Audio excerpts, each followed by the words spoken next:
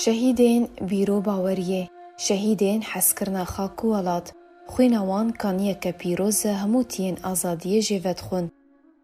Şehîd Ramadan Omer bavê Saman ji dayikbûyê gundê Sêgirkayê bajarokê Girkêlegê dehê heyva pêncan sala 1966 ye. Ji malbateke hejar e tevî hejariya malbata wî, dayik û bavê wî hemî hewlên xwe dan ji bo zarokên xwe ji xwendinê bêpar nekin eger beramberî wê yekê xwe ji gepa nanê xwe jî bêpar bikin.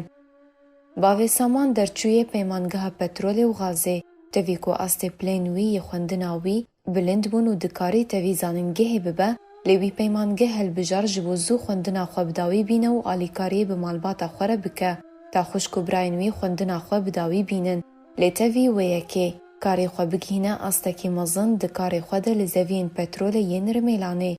Bavê Saman xwedan hesteke netewî bilind bû û giringî da zimanê Kurdî ji zarokiya xwe de û vexwendin ji bo Yekîtiya Kurdan dikir. Ji ber wê yekê bo endamê Encûmena Niştîmanî ya Kurdî wekû kesayetiyeke serbixwe ta dema destê hovêtiyê ew ji nav heval û kesûkarên wî revand.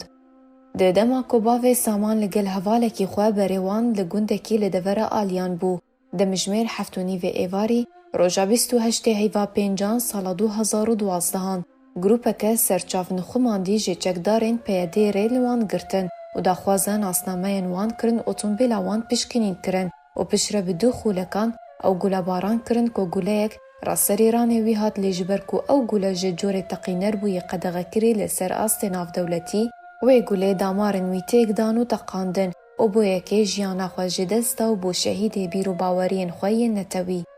Piştî encamdana çekdarên PYD ji wê bûyera nimirovî re, hemû endamên wê ji ser rêgir ji cihê bûyerê reviyan û tu kesî, beravaniyê di ber bavê Saman de nekir.